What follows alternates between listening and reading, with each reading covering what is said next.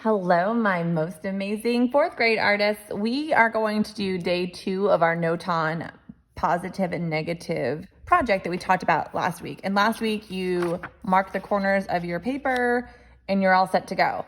Hopefully you had a chance to watch the video, but just in case, I'm putting that expansion of the square beginner Notan, I can't remember what it's called, attached to this video so you can see how one lady does it, and you can also see Mrs. Cole, so you get the information twice from 2 different people, and that might help you. If you didn't watch it last week, you might only need to watch this video, but if you watched it last week, you kind of know where we're going. So today we're actually creating our design on the colorful paper. So you can take your background paper and kind of push it off to the side, and you have your paper, and you will use a pencil so you can erase if you want to, but I want you to be able to see what I'm doing, so I'm using a Sharpie. You'll also need a pair of scissors and glue stick later. But today right now we need to design our Notan. Here's my biggest advice. Keep your corners. Don't design where you cut your corners off, because we need our corners to line it back up on our background paper. We also want to keep our designs pretty simple. Simple can be really amazing and neat. Your classmates went really complicated, and now when they're cutting and trying to glue, they're getting really frustrated. So let's not do that. So you could use organic shapes, which are really free-flowing, curvy shapes, or geometric shapes. You can make up shapes, whatever you want to design. You want to design something on each side, but try not to cross through the center. You don't want to go really small because we don't want this blank center in the middle, but we don't want to go super big either. So I'm just going to start drawing with you. You can draw whatever idea you have. I'll try to give you some tips as I'm doing it. I start on one side and then I turn it and keep going. A lot of friends like the idea of putting a heart. This is the one I drew in class today. And we have some pointy things and different things, but we're gonna draw a different one together. So I'm gonna show you some things to avoid. So everybody really likes the heart shape. And if you wanna do a heart or a star, remember you only need to draw half of it, because when you cut out this part, you'll flip it over to make the other half. But let's say I might just want to do like a starburst or like a mountain kind of thing. Watch those corners. Then maybe I want to do more of a interesting kind of organic shape. Maybe I'll do something else over here. It doesn't even have to be a shape you've ever seen or heard of, just something you'll be able to cut out. And then maybe I'll do something a little bit longer here. Watch those curves, because it can get a little crazy. Now this could be fine. You could just design this and be done, and that's okay. But we want to make it a smidge more interesting by adding another line or shape inside each shape if there's room. If there's not enough room, just leave it. So what I showed over here, a lot of your classmates are putting little lines on top of lines to make more shapes, and that's too hard. When you're adding a line inside, make sure there's plenty of space between the 2 lines so you can cut out and have a shape. So you can follow the shape design, or you can create your own again inside. We're just creating something we can cut out and flip. So go through and see if you can add, like this one, I think I might put a heart inside that one. You can be as creative as you want. Don't go too crazy with how hard it is. Don't go too small. So I like this. This one, I think I might add a 3rd line into it because I have room, but I don't really have room here or here or here. So this is good. So if you want to stop right now and send me a picture and attach it to your assignment of your design, I can look at it and see if yes, it's going to be easy for you, or no, you might want to tweak a few things. That's up to you. Or you can be like, you know what, I feel good about this. This is something I can cut out. Then you can ready to go.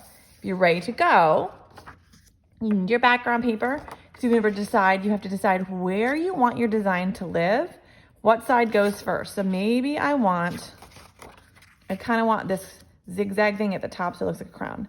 So I'm gonna line up my edges on my corner so I know this is the top, and I'm gonna put these on the sides. You'll need your glue stick ready and scissors. We are not cutting this all at once. We're gonna pick one side to start and cut one side at a time. So I'm gonna start with this piece because this looks like the easiest one to cut. So we're using our scissors. I want you to cut very carefully. You used a pencil, so hopefully you'll cut right on your pencil and we won't see those pencil lines. Mrs. Cole used a Sharpie, and that's okay. If for some reason your cutting and your design changes, that's okay too. Just go with it. Just don't cut off those corners. So now I have my piece out. I'm gonna put my design back on my square. I have this piece that looked like this, but now I wanna flip it like this. But first I have to cut out my second piece. So once you have that whole piece cut out, then go and cut like your second cut. This is what we called in class the double cut. And it got a lot of people kind of crazy when they're going too small. Don't go too small. So when we have our section, so we have our pieces, line up your corners the best you can. Put your pieces back together like a jigsaw puzzle. So we're gonna flip things out like pages on a book. I'm gonna take this center one, so it's positive, and then we wanna make a negative shape. I'm gonna take my middle section, and I'm gonna flip it out and line it up. And then this one stays. So I flipped one way and I kept it back the other way. So when I move my fingers, they all should line up neatly. Now it gets a little fiddly and a lot of us are getting frustrated in class today. That's okay. So I'm gonna start by gluing this bigger piece. I'm gonna take my glue stick and I'm gonna add glue on my piece of paper, not on my background, because I don't know how much glue I'm gonna need. So I'm just gonna give it a rub. If you're on your table like I am, hopefully you have a piece of paper towel or something to protect your table. Mrs. Cole knows these desks will wipe down just fine. So double check you're lined up on your corners. Line up your edges as best you can. And it's glue stick so it can move a little. And then I want you to push it down and give it a little massage. Okay?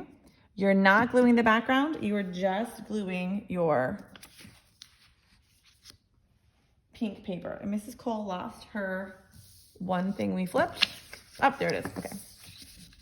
Sometimes I like to hide under there. So we're gonna do it again. So I know this side goes like this. So I need to put glue on the opposite side. I'm gonna add some glue.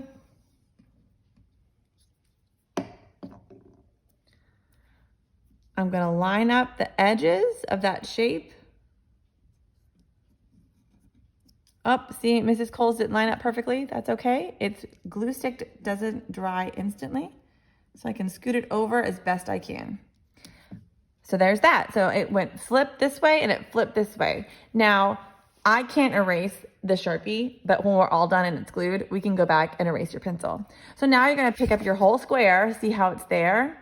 Pretty cool. And pick another side to cut. So I'm not gonna sit here and make you watch me cut everything, but I would like you to do at least 2 sides today.